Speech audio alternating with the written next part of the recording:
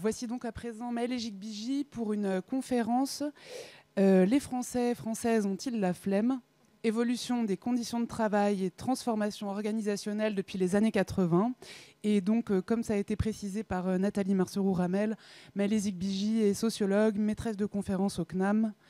Et elle a notamment collaboré au projet collectif Que sait-on du travail, initié par Sciences Po en 2023. Je lui laisse la parole. Merci beaucoup. Merci pour cette invitation. J'en suis vraiment très honorée, d'autant plus que effectivement, moi, je viens du Conservatoire national des arts et métiers qui se spécialise aussi dans la formation continue. Donc, ouais, ça fait un point commun. Et puis, par ailleurs, j'étais sensible à l'introduction tout à l'heure sur les liens entre les savoirs académiques et les savoirs de terrain.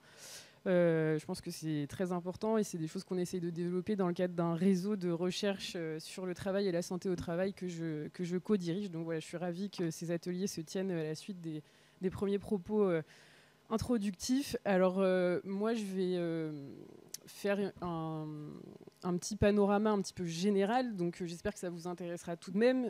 J'ai réservé un petit temps de questions à la fin, donc vous pourrez aussi m'interroger pour avoir un échange sur, pour essayer de préciser les choses par rapport aux enjeux qui sont les vôtres en termes de métier, de professionnalisation, de recrutement. Mais effectivement, moi, je voulais parler avec vous notamment revenir sur un travail qu'on a fait, qu'on a publié avec Dominique Méda dans le livre Que sait-on du travail, que je vous recommande pour tous les autres textes qu'il comprend. Alors, moi non plus, je ne suis pas habituée à la modernité, mais ça marche très bien. Et donc, mon propos, je voudrais le déployer en plusieurs temps. Je vais commencer par revenir en fait sur les histoires de grandes démissions, l'idée que après la crise sanitaire, il y aurait eu un bouleversement un petit peu radical du rapport au travail des Français. Je vais tuer le suspense d'emblée. Je pense que ce bouleversement n'a pas trop de réalité, mais je reviendrai là-dessus. Et puis, dans un second temps, je vous parlerai des conditions de travail qui existent en France et donner un petit peu quelques raisons de la mauvaise situation des conditions de travail en France par rapport à d'autres pays européens. Et en conclusion, plutôt que de répéter tout ça, je voudrais un petit peu ouvrir le questionnement sur les liens entre conditions de travail et trajectoire professionnelle, et notamment bifurcation professionnelle, en introduisant la notion de soutenabilité du travail. Je commence donc par mon premier point, la grande démission, flemme, quelle réalité. Donc, vous en rappelez certainement, fin 2021, effectivement, on a eu des chiffres en France qui nous donnaient l'impression qu'il y avait énormément de démissions. Et puis, il y avait cette idée qu'aux États-Unis, on aurait un phénomène de big quit, c'est-à-dire des milliers de travailleurs qui quitteraient le marché du travail. Donc qui refuserait le travail. Et c'est vrai qu'à la sortie de la crise sanitaire, on a eu en France un nombre de démissions qui n'a jamais été aussi grand par trimestre. Donc c'était un élément qui allait dans le sens d'une grande démission. Donc on a un nombre de démissions qui est historiquement élevé, mais ce nombre de démissions, il est vraiment à modérer par deux choses. La première, c'est l'augmentation continue de la population active. Donc plus vous avez de gens qui travaillent, plus vous avez de gens qui peuvent démissionner. Donc vous avez plus de démissionnaires. Ça, c'est une courbe qui est assez linéaire et croissante. Et puis ensuite, les pics de démission sont typiques des sorties de crise. Donc au moment de la reprise économique, on a des gens qui se sont retenus de démissionner. Et puis dans certains secteurs, notamment là, ceux qui connaissaient des conditions de travail particulièrement difficiles, vous vous rappelez sûrement de la pénurie de main-d'œuvre dans le secteur hôtellerie-restauration. Et donc, les employeurs ont fait des efforts pour proposer des emplois plus attractifs, aussi bien du côté salaire que conditions de travail ou conditions d'emploi.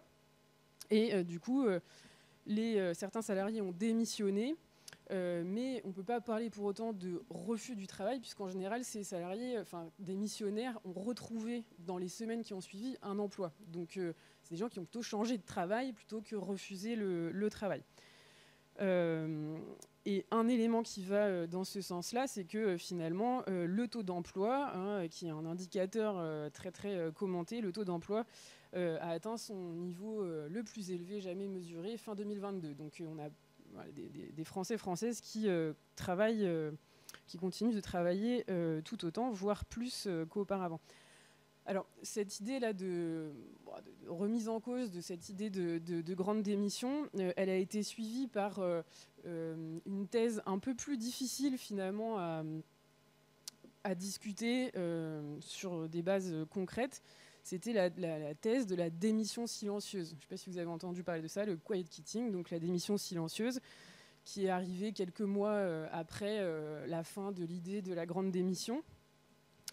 Et cette démission silencieuse, je disais, elle est difficile en fait à vraiment, elle est difficile à objectiver parce qu'elle est difficile à définir dans un premier temps. Et donc là, j'ai mis sur la slide un extrait d'un rapport, donc d'un sondage qui a été fait par l'IFOP pour les makers. Et je la trouve intéressante en fait cette slide parce qu'elle rassemble beaucoup de choses et beaucoup aussi d'idées autour, de préjugés un petit peu qu'il pouvait y avoir autour de ces démissionnaires silencieux, si tant est qu'ils existent. Et donc finalement la définition qui est retenue là-dedans, vous la voyez peut-être pas suffisamment, mais je vais vous la lire. Donc c'est la question, on posait cette question aux enquêtés. Personnellement, je fais mon travail, mais je refuse les heures supplémentaires, d'être sollicité en dehors des horaires de travail ou d'assumer des responsabilités ne faisant pas partie de mon poste. Les gens qui ont répondu oui à cette question ont été considérés comme des démissionnaires silencieux. C'est pour ça que je vous dis que cette définition, elle est très discutable, pour le moins. Et voilà, ce qui est amusant aussi sur cette slide, c'est que, alors que dans les représentations, on a rarement des femmes à côté du travail, là, pour une fois, on a une femme. Bon, vous en penserez ce que vous voulez. Voilà, vous voyez aussi, peut-être, je ne vais pas passer trop longtemps là-dessus, mais vous voyez aussi que il y avait une interrogation en fait sur les affinités partisanes de ces démissionnaires silencieux. Et donc vous voyez à droite, là, il y a les petites barres colorées. Vous voyez que les sympathisants LFI seraient 45% à être des démissionnaires silencieux. Et puis tout à droite, enfin plutôt les champions de la non-démission silencieuse, ce seraient plutôt les partisans LR. Voilà, donc il y avait cette idée-là. Mais à mon avis, cette question de la démission silencieuse, donc elle est encore une fois difficile à objectiver, mais elle renvoie en fait à des questions qui sont beaucoup plus anciennes. Donc là, c'est un nouveau nom pour d'autres choses en fait qui sont apparues sous d'autres noms et on pourrait lire en fait toute l'histoire de la sociologie des organisations, de la psychologie des organisations à l'aune de cette intégration autour de l'implication de la main-d'œuvre, de la motivation, etc. Et donc les employeurs s'interrogent toujours sur est-ce que ma main-d'œuvre est vraiment bien impliquée, est-ce qu'elle donne tout ce qu'elle pourrait. Je continue, puisque après la démission silencieuse, il y a eu la sortie d'un rapport de la Fondation Jean Jaurès qui était un peu dans la continuité et qui a fait grand bruit. Alors il y avait aussi un effet d'annonce au travers du choix du titre qu'ils ont fait. Le texte est un peu plus nuancé. Donc c'était un rapport qui parlait d'une épidémie de flemme qui aurait atteint les Français, françaises, épidémie de flemme qui concernerait tous les domaines de la vie et aussi le travail. Et donc là, je vous mets un petit graphique qui est issu des données de l'enquête européenne sur les conditions de travail 2021. Donc on était encore dans la crise sanitaire. Et vous avez deux questions, enfin là on représente deux questions. Donc il y a d'un côté la part des salariés qui acceptent de travailler sur leur temps libre tous les jours ou plusieurs fois par semaine pour répondre aux exigences de leur travail. Et puis une autre question, c'est la barre bleue. La part des salariés qui déclarent avoir travaillé alors qu'ils étaient malades au cours des 12 derniers mois, ce qui peut être un indicateur de non-flemme finalement. Et donc vous voyez que 20% des Français déclarent travailler régulièrement sur leur temps libre pour répondre aux exigences de leur travail et donc un peu moins de 40% avoir travaillé alors qu'ils étaient malades. Bon, ce deuxième indicateur est un peu plus discutable, mais voilà. Et donc tout ça pour arriver à l'idée d'un paradoxe français qui est en fait beaucoup plus ancien et qui à nouveau se réapparaît à différentes occasions. Et ce paradoxe, en fait, il tient au fait que d'un côté, les Français sont parmi les Européens ceux qui considèrent le plus que le travail est très important, donc qui accordent une très grande importance au travail, mais c'est aussi ceux qui souhaiteraient qu'ils prennent moins de place dans leur vie. Et donc, à ce paradoxe, on peut voir deux explications. Je reviendrai plutôt sur la deuxième explication. Deux explications. Une première, c'est le souhait de mieux articuler le travail et le hors-travail, donc l'articulation des temps sociaux, dans un contexte d'arrivée massive des femmes sur le marché du travail, aussi de transformation des aspirations des jeunes générations. Enfin, c'est plus un effet de génération que d'âge. Et puis aussi, et c'est plutôt de ça dont je voudrais vous parler, un effet, enfin ça peut aussi s'expliquer par les conditions de travail qui sont pas très bonnes en France. Donc voilà, je vais passer à cette partie-là qui concerne les conditions de travail qui sont un petit peu dégradées en France. Et pour ça, je m'appuie sur l'enquête dont j'ai déjà parlé, l'enquête européenne sur les conditions de travail 2021. Donc c'est une enquête qui est assez sérieuse, qui est passée depuis plusieurs années, qui est très élaborée au plan méthodologique et qui interroge beaucoup d'enquêtés, donc qui est assez fiable statistiquement. Et quelques résultats principaux de cette enquête. Alors, ce qu'elle permet de faire, cette enquête, ce qui est intéressant, parce qu'on a aussi des données françaises, par exemple les données des enquêtes conditions de travail produites par la DARES, donc le ministère du Travail, c'est des données très très intéressantes.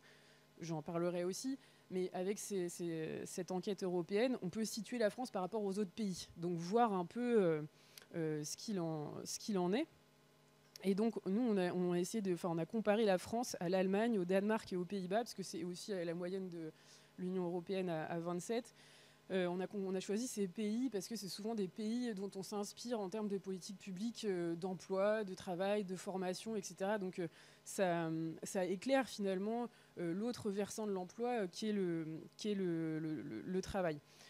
Donc ce qu'on voit quand on regarde la France, donc vous êtes peut-être loin des graphiques, mais la France n'est pas difficile à reconnaître puisque c'est celle qui a la barre toujours la plus grande, la barre orange. Donc vous avez là résumé quelques indicateurs en deux familles, des indicateurs de pénibilité physique à gauche et de pénibilité psychique ou mentale à droite. Donc parmi les critères de pénibilité, vous avez les postures douloureuses, le port de charges lourdes, les mouvements répétitifs de la main ou du bras, l'exposition à des produits toxiques. Vous voyez que la France est toujours un peu plus en avance sur ses voisins de ce point de vue-là. Et de la même manière, au niveau des contraintes émotionnelles, donc là j'ai retenu deux questions. Est-ce que vous êtes toujours ou souvent confronté à des situations perturbantes sur le plan émotionnel ? Et est-ce que vous avez été victime de discrimination au travail au cours des 12 derniers mois ? Donc, on pourra peut-être revenir dans la discussion parce que c'est des catégories qui sont assez, qui peuvent paraître abstraites. Donc, on pourra revenir peut-être sur dans quelle mesure vous pouvez retrouver des situations de travail dans ces différentes catégories qui peuvent peut-être être un petit peu éloignées à première vue.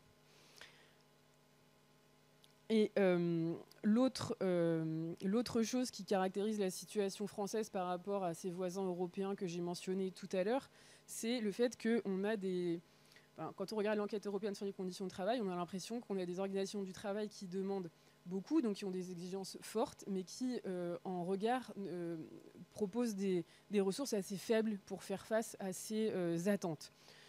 Donc, un des critères, une des choses qu'on peut regarder du côté de ces fortes exigences, c'est le fait de travailler dans l'urgence. Donc, est-ce que vous avez l'impression de devoir travailler souvent ou toujours dans des délais très stricts ou très courts ?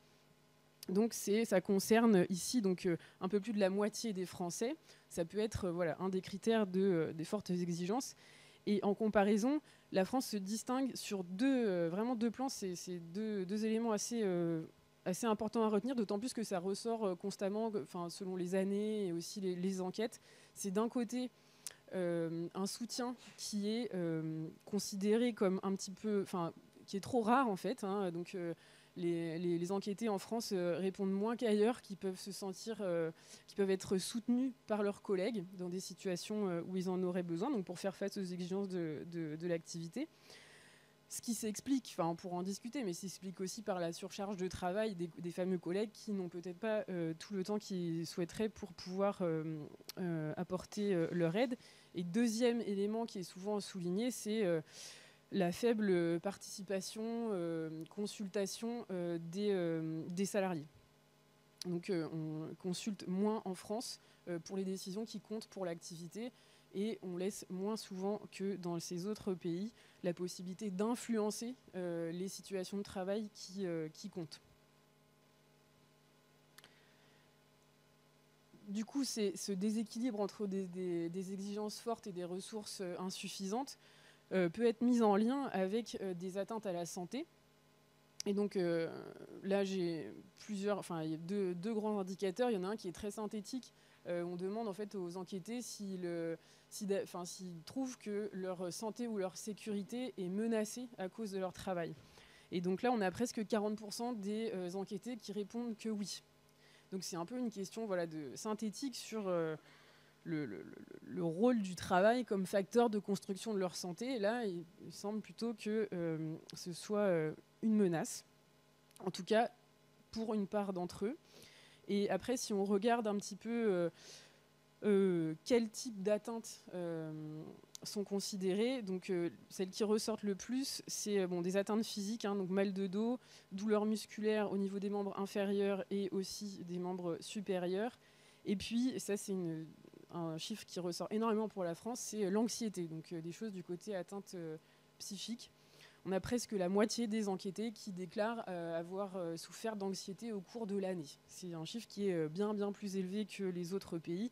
Alors je prends le Danemark à chaque fois parce que c'est vraiment lui qui a la barre la plus petite. Au Danemark, c'est seulement 7,6% des répondants qui estiment avoir souffert d'anxiété en lien avec leur travail au cours de l'année.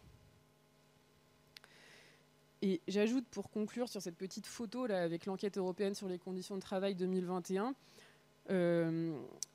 un graphique là sur le sentiment de reconnaissance, qui est aussi quelque chose qui ressort régulièrement pour la France en comparaison avec ses voisins.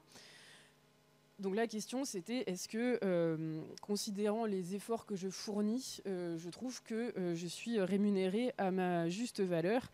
Et donc vous voyez, la France pour une fois a une barre plus petite que les autres, mais c'est pas forcément bon signe. Donc un peu moins de 45% des salariés déclarent être rémunérés à leur juste valeur. Voilà, pour les Pays-Bas ou l'Allemagne ou même le Danemark, on est plus proche des 70%. Ouais, c'est quand même un écart significatif. Du coup, après cette petite photo, je voulais donc aborder quelques déterminants des conditions de travail. Alors, je ne vais pas me lancer dans des grandes explications, mais je vais évoquer avec vous deux grands registres d'explications, finalement. Le premier, c'est l'intensification du travail. Intensification du travail qui est observée depuis les années 80 et intensification qui fait l'objet d'un consensus, je pense, dans le monde académique. Quelles que soient les méthodes, là, moi, je vous ai cité beaucoup de chiffres, mais les collègues qui enquêtent de manière qualitative en arrivent aux mêmes conclusions. Moi, je suis sociologue, mais les économistes en arrivent également aux mêmes conclusions, en ergonomie, etc. Donc voilà, cette idée d'intensification du travail, elle est plutôt consensuelle.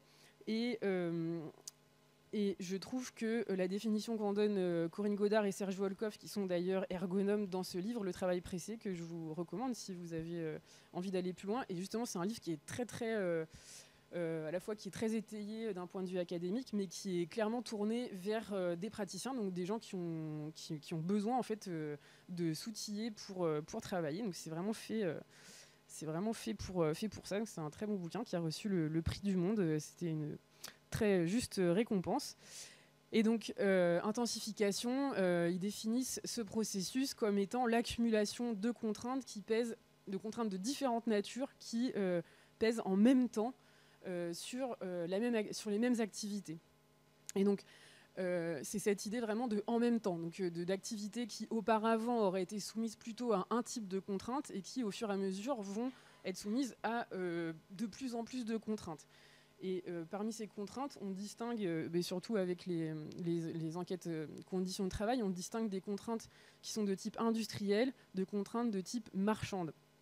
Donc je vais revenir un petit peu là-dessus pour que ce soit un petit peu plus concret. Les contraintes de type industriel, à l'origine, il faut s'imaginer le travail en usine, et donc c'est l'idée de contraintes automatiques avec le déplacement automatique d'un produit, des cadences qui sont dictées par les machines, des horizons de production qui sont très courts, etc. Mais ce type de contraintes ne concerne absolument pas que l'usine, il concerne les activités, par exemple, de service ou des activités de guichet, par exemple, où vous allez recevoir beaucoup de bénéficiaires, d'usagers, vous avez des normes de temps à respecter. Vous avez des rappels, par exemple des signaux sonores ou lumineux qui vont vous indiquer quand vous avez dépassé le temps, etc. Vous pouvez aussi penser au centre d'appel. Enfin, voilà, on peut penser à plein d'univers dans lesquels ce type de contraintes existe. Et donc, ces contraintes, elles concernaient en 84 5% des salariés et en 2016 29%. Donc, vous voyez qu'elles se portent sur de plus en plus d'activités. Et donc, ce que soulignent Corinne Godard et Serge Volkov, c'est que ces contraintes, elles ont un inconvénient, certes, c'est leur rigidité. C'est des contraintes qui sont rigides. Mais l'avantage des contraintes rigides, c'est qu'elles sont prévisibles. Et donc, pour eux, la prévisibilité, c'est l'occasion de pouvoir se projeter, d'anticiper, d'aménager des temps de pause, enfin de réguler un petit peu. Ça donne des marges de manœuvre pour gérer son activité. Et pour les contraintes marchandes, finalement, c'est l'inverse. Là, l'avantage des contraintes marchandes, c'est leur flexibilité. L'inconvénient, c'est l'imprévisibilité. Donc vous voyez d'emblée que si vous mettez sur les mêmes activités des contraintes industrielles et marchandes, vous risquez de garder que les difficultés liées aux deux types de contraintes. Et donc ces contraintes marchandes, c'est tout ce qui relève de l'adaptation en temps réel à la demande des clients. Donc j'avais prévu de faire ça, mais je m'interromps pour faire autre chose. Ou je pensais faire comme ça, mais en fait, la commande a un tout petit peu changé. Donc il faut que je réorganise, que je réenvisage ce que j'avais prévu de faire. D'autant plus que, y compris donc, au sein d'une même structure, vous avez des relations qui sont de plus en plus organisées sous la forme du client-fournisseur. Donc vous pouvez être au sein d'une même administration fournisseur d'un client qui n'est pas vraiment un client au sens administratif, mais voilà, vous allez devoir rendre des choses, des délivrables, des choses comme ça, pour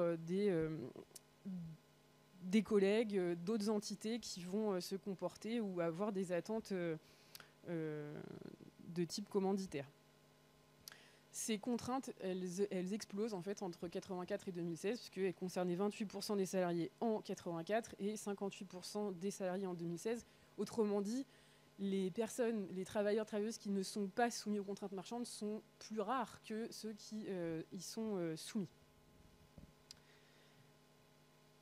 Alors, toujours au cours de la même période, et en lien avec ces questions d'intensification, je voulais faire un focus rapide sur ce que j'ai appelé des nouvelles formes de pénibilité, mais en gros, rappeler que depuis les années 80, effectivement, on a une montée en puissance de nouveaux risques et qui sont apparus dans les enquêtes de statistiques publiques autour de la notion de charge mentale. Donc au départ, c'était l'idée de devoir surveiller des machines de plus en plus complexes, de devoir être attentif à des signaux sonores lumineux, d'être tout le temps sur le qui-vive, d'être tout le temps à disposition, etc. Donc ça, c'était la charge mentale, d'avoir peur de fauter, de faire courir des risques à son entreprise ou à ses collègues.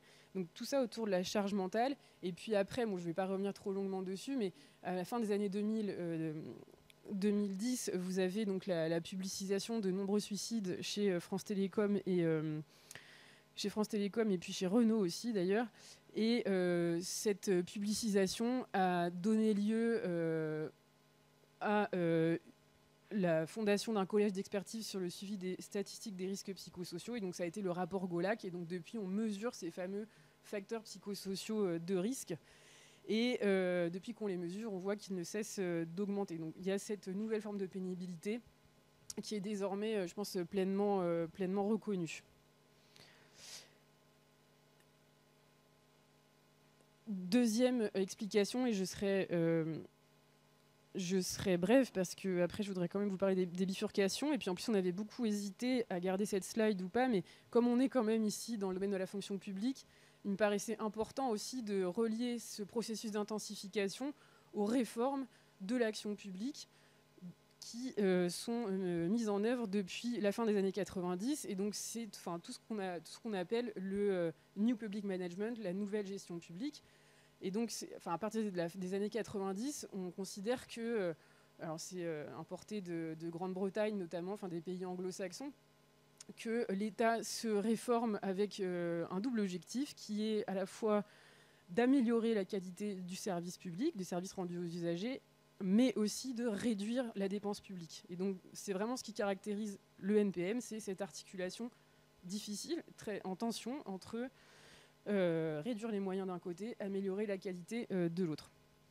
Et donc, on pourra revenir après peut-être sur dans la discussion, mais ici, je vous mets en fait les 5 pièces de ce que Philippe Bézès, qui est politiste, appelle le puzzle doctrinal du New Public Management.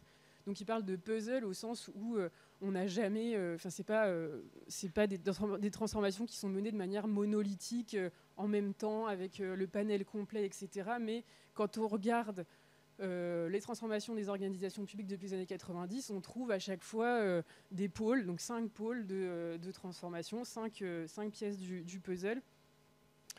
Je ne vais pas toutes les lire, mais peut-être juste en résumé, ce qui me paraît important de retenir dans son approche, c'est, et ça c'est vraiment important à mon avis, c'est la séparation entre les fonctions de stratégie et de pilotage, de plus en plus grande, cette séparation, avec les fonctions opérationnelles de mise en œuvre.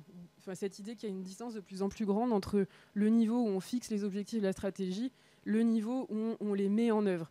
Et du coup, dans la distance se crée une méconnaissance du travail, une méconnaissance des enjeux des opérateurs et du coup une difficulté pour les opérateurs à mettre en œuvre les objectifs qui leur sont fixés.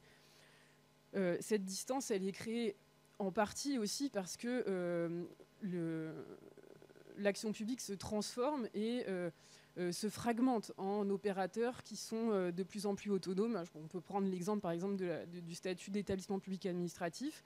Vous avez une indépendance en fait, et vous devez avoir aussi un équilibre budgétaire. Et cette fragmentation en plus petites agences, donc c'est l'agencification, elle favorise aussi des effets de mise en concurrence, puisque au fond, une idée de New Public Management, c'est que pour faire bouger le secteur public, il faut s'inspirer des méthodes du privé, et notamment en fait de la mise en concurrence, ce qui m'amène à souligner l'importance du dernier point, qui est celui de la mise en indicateurs chiffrés de l'activité. Parce que, de nouveau, ces indicateurs chiffrés, ils facilitent le travail de comparaison. Et donc tout ça, à mon avis, tous ces processus-là qui relèvent de New Public Management, ils contribuent à une manière spécifique de produire l'intensification dans le secteur public. Il me reste 2 minutes pour conclure. Donc je ne répète pas ce que je viens de dire, mais je voulais partager avec vous un chiffre de l'enquête Conditions de travail 2019. En fait, on a demandé dans cette enquête on a demandé aux répondants, est-ce que vous verriez exercer le même travail que celui que vous exercez jusqu'à votre retraite? Et 37% des actifs occupés ont répondu que non. Et donc ce chiffre, après, il a été un petit peu commenté. Et donc on a parlé de travail insoutenable, au sens de la définition que je viens de donner. C'est-à-dire si les gens considéraient qu'ils n'étaient pas en mesure d'exercer le même travail jusqu'à la fin de leur vie, c'est que le travail était insoutenable. Ce qu'on voit ensuite, c'est que cette soutenabilité ou cette insoutenabilité, elle est très inégalement répartie. Donc ici, je ne vais pas passer trop de temps dessus, mais vous avez des variables très classiques, l'âge, le sexe, le nombre d'enfants, la catégorie socio-professionnelle. Vous voyez que l'insoutenabilité du travail, ou la soutenabilité du travail, elle est croissante avec l'âge. Donc les moins de 30 ans sont presque 60% à dire qu'ils ne se verraient pas faire ce qu'ils font maintenant jusqu'à leur retraite. Et puis vous voyez que les barres décroissent jusqu'à 50 ans et plus. Ils sont seulement 18% à déclarer qu'ils ne pourraient pas faire la même chose jusqu'à leur retraite. Vous voyez aussi un déséquilibre entre les hommes et les femmes, 41% des femmes qui ne se verraient pas faire le même travail jusqu'à l'âge de la retraite, qui est très probablement à mettre en lien avec le nombre d'enfants, puisque là on voit parmi la barre la plus haute, c'est les gens qui ont un ou plusieurs enfants, dont un de moins de 3 ans, ils sont 49% à ne pas se voir faire la même chose jusqu'à leur retraite. Et donc c'est à nouveau un lien avec la deuxième jambe de l'explication que je ne développe pas avec vous, faute de temps, mais bon, qui renvoie aux questions de conciliation, d'articulation des temps sociaux et d'inégalité entre hommes et femmes.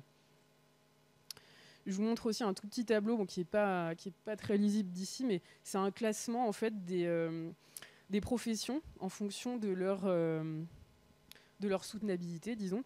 Donc sur la partie gauche, vous avez un peu le top 10 des métiers qui sont les moins soutenables, et de l'autre côté, c'est l'inverse. Et donc, on avait regardé avec Mathilde Darieux plusieurs des métiers qui sont probablement dans votre champ, sont plutôt du côté soutenabilité. Donc, c'est un point positif. On a par exemple... qu'est-ce qu'on a identifié, les employés administratifs de la fonction publique catégorie C et D, donc on peut encore en parler, hein. 25% à se voir, seulement 25% à ne pas se voir faire la même chose jusqu'à leur retraite.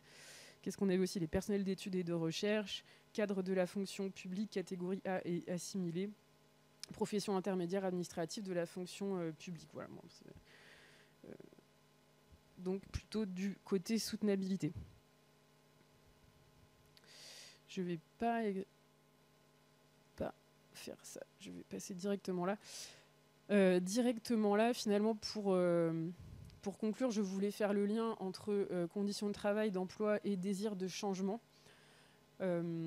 puisque c'était aussi une idée qu'on trouvait à la fin de la crise sanitaire, avec l'idée que les gens auraient pris beaucoup de recul par rapport à leur activité, auraient trouvé que leur activité avait soit beaucoup de sens, soit pas vraiment de sens, et donc s'interrogeraient, voudraient changer de métier.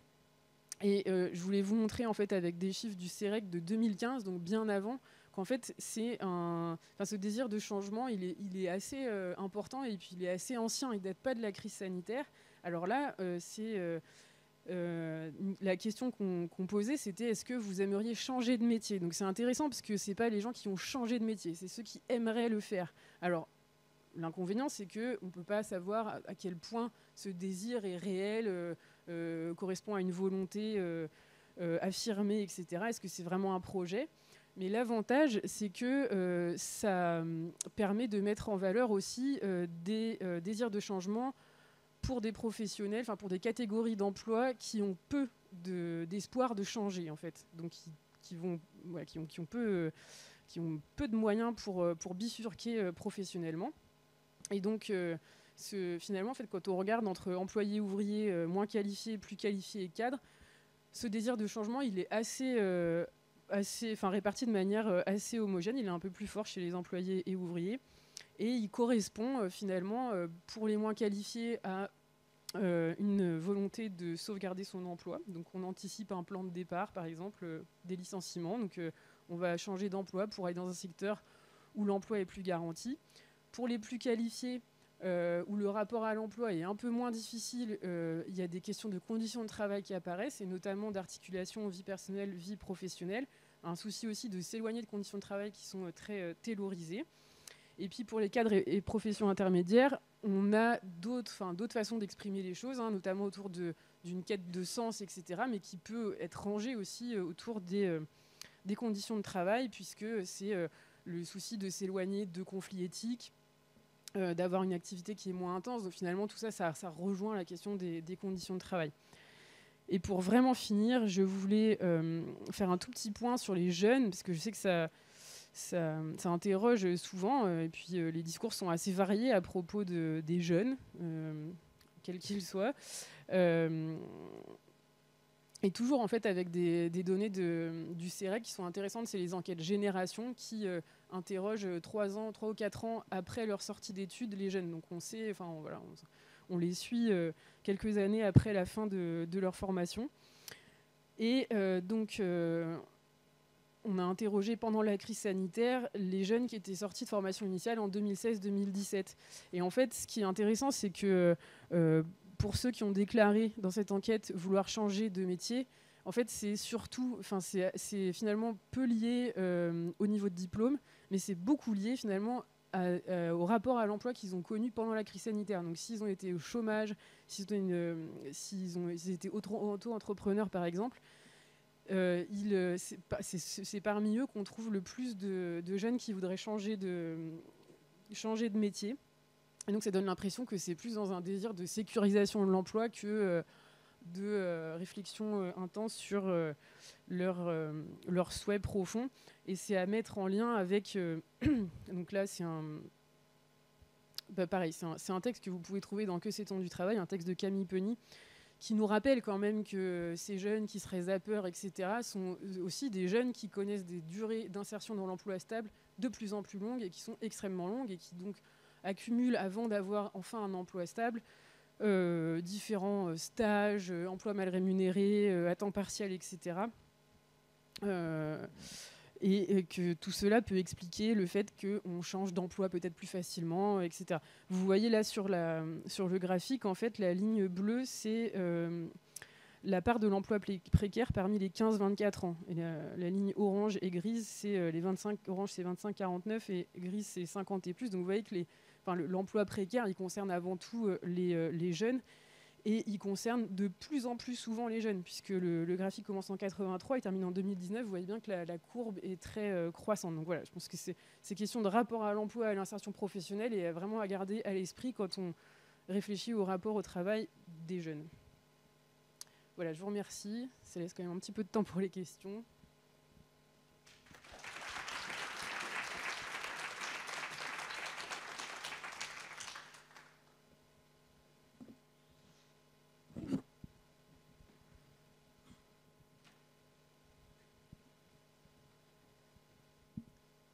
Bonjour, merci pour la présentation. Moi, j'aurais une question. Alors, vous avez critiqué, sans doute à juste titre, au début, les différentes appellations, quiet quitting, etc. À votre avis, pourquoi est-ce que cette interrogation sur l'investissement au travail a émergé à ce moment-là, 2020-2021 ? Je vais revenir sur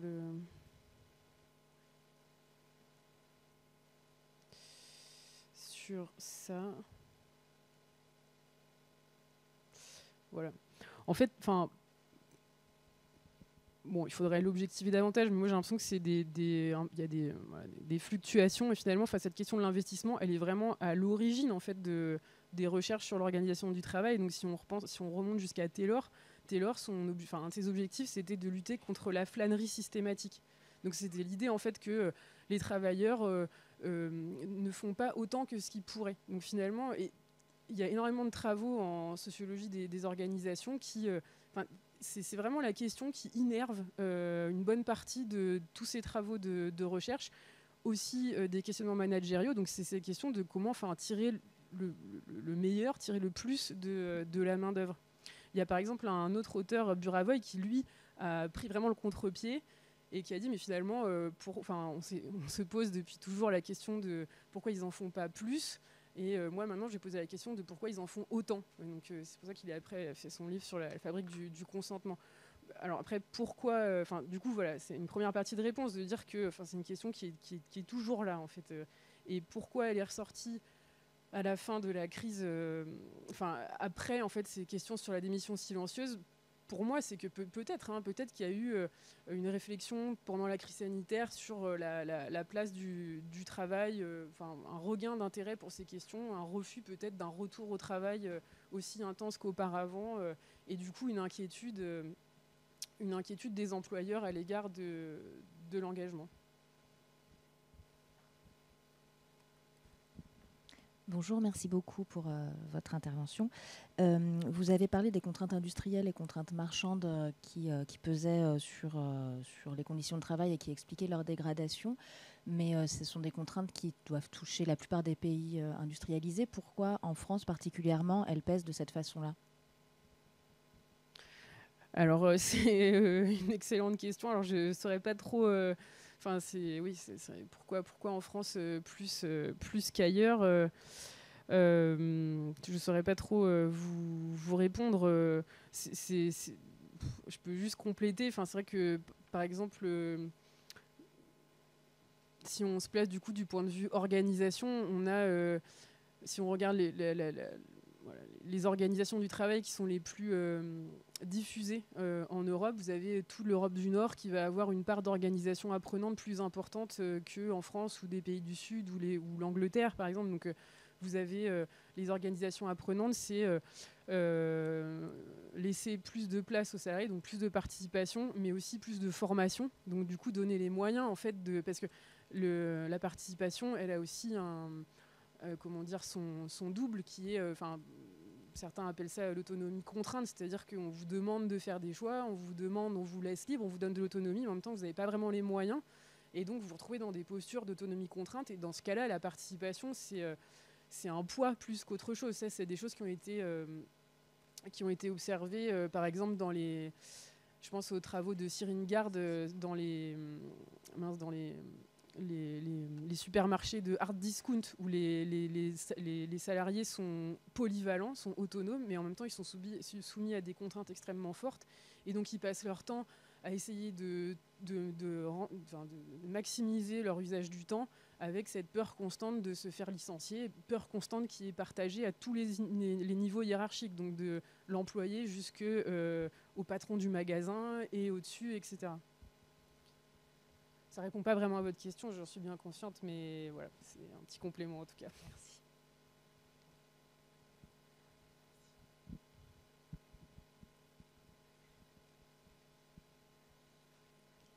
Bonjour. À un moment, vous comparez les conditions de travail de la France en lien avec les Pays-Bas, le Danemark et l'Allemagne. Quel aurait été le graphique si vous aviez comparé la France à l'Espagne, l'Italie ou la Grèce ? Pour tous les indicateurs, je ne peux pas vous répondre. En revanche, je ne l'ai pas mis parce que je trouvais que c'était un peu pénible, mais j'aurais dû du coup. Il y a un indicateur synthétique en fait, de qualité de l'emploi, de qualité du travail. La France est parmi les... je trouve que c'est l'avant-avant-dernière, ou du coup elle est en dessous des pays que vous citez, pour un indicateur synthétique. Après, pour les points particuliers que j'ai exposés, je ne pourrais pas vous répondre avec précision, mais forcément elle est moins bien placée que certains de ces pays, puisqu'en moyenne elle est moins bien placée. Donc...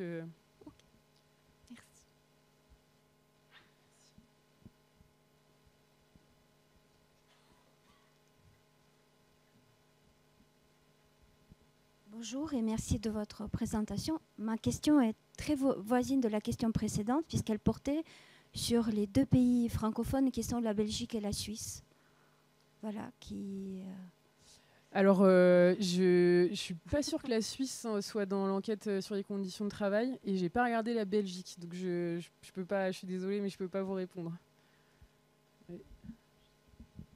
Justement, j'aurais une question sur ces indicateurs. En fait, ce sont des indicateurs de ressenti ou est-ce qu'ils sont pondérés avec des indicateurs objectifs ? Alors, les enquêtes sur les conditions de travail, alors si par subjectif, vous voulez dire que ce sont les salariés ou les travailleurs qui répondent, c'est ça ? Non, j'imagine qu'évidemment ce sont les travailleurs qui répondent. En fait, je me demande si à côté des réponses des travailleurs, il y a en fait des indicateurs qui sont des indicateurs de mesure du temps, des choses qui peuvent en fait expliquer le ressenti du travailleur.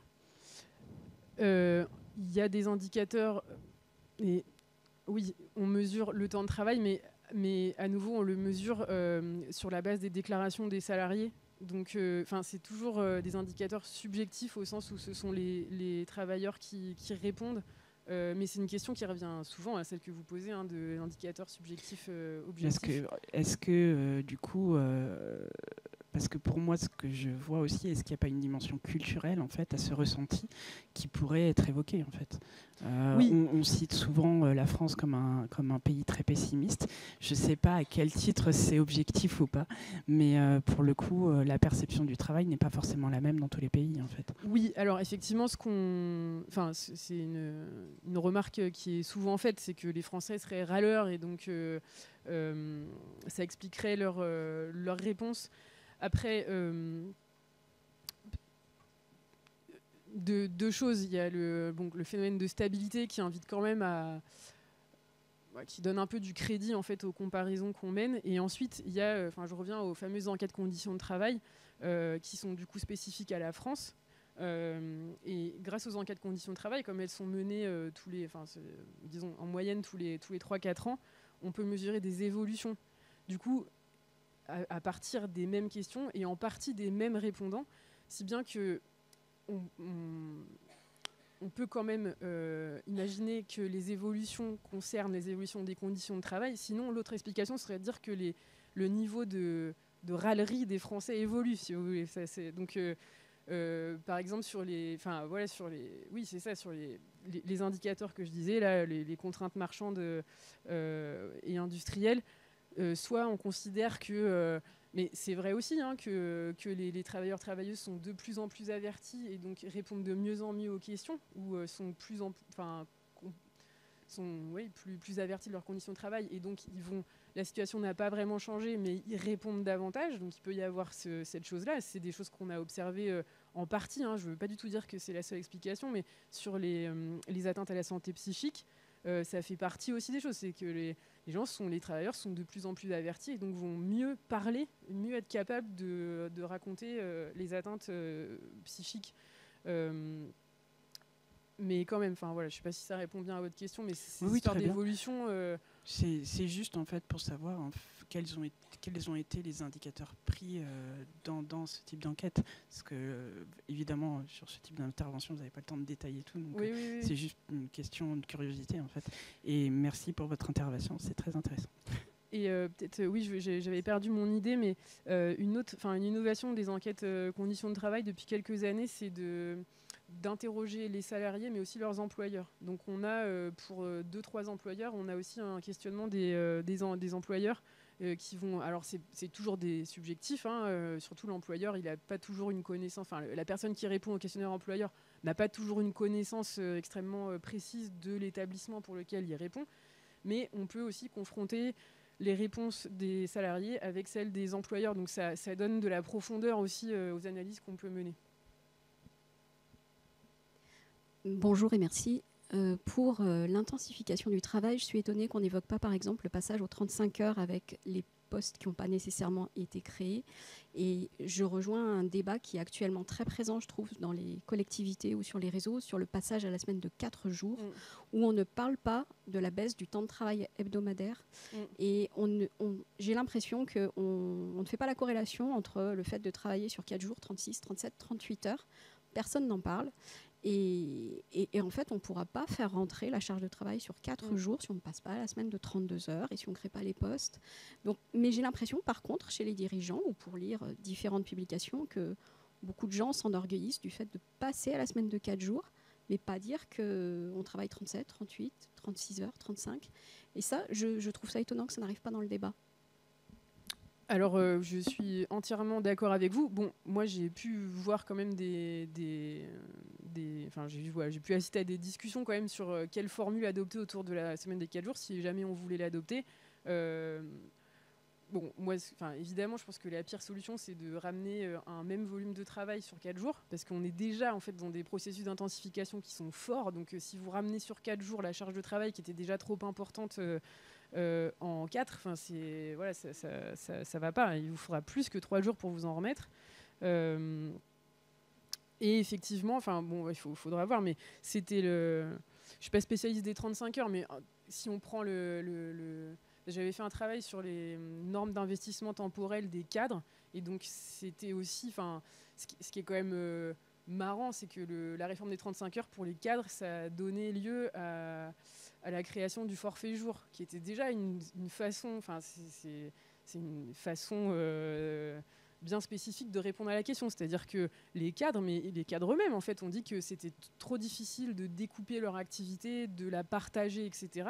Moi, quand j'ai enquêté en Finlande, c'était des ingénieurs. Pour eux, c'était pas du tout compliqué en fait de partager leur travail. Ils pouvaient compter en heures leur temps et donc se répartir leur travail. Bon, pour les cadres en France, mais c'est une catégorie socio-professionnelle qui s'est créée autour de l'idée de ne pas compter son temps, justement. Donc, c'est toujours été difficile pour les cadres de dire qu'on va pouvoir découper, baisser sa charge de travail, etc. Aussi parce que pour les cadres, vraiment pas spécifiquement, mais fortement en France, l'investissement temporel est un indicateur d'engagement. Donc, être beaucoup au travail, être très présent au travail, pas forcément pour y travailler, mais voilà, la présence au travail est toujours considérée comme un indicateur d'investissement. Donc, y renoncer, c'est montrer au chef, à l'employeur qu'on est peut-être un peu moins investi et donc faire des concessions sur la carrière. Et du coup, c'est sûr que et ce forfait jour, il ne fait que se développer chez les cadres. Il concerne de plus en plus de cadres, il concerne de plus en plus de professions intermédiaires. Et évidemment, je suis d'accord avec vous, je pense que c'est des questions qui se rejouent autour de la semaine de 4 jours.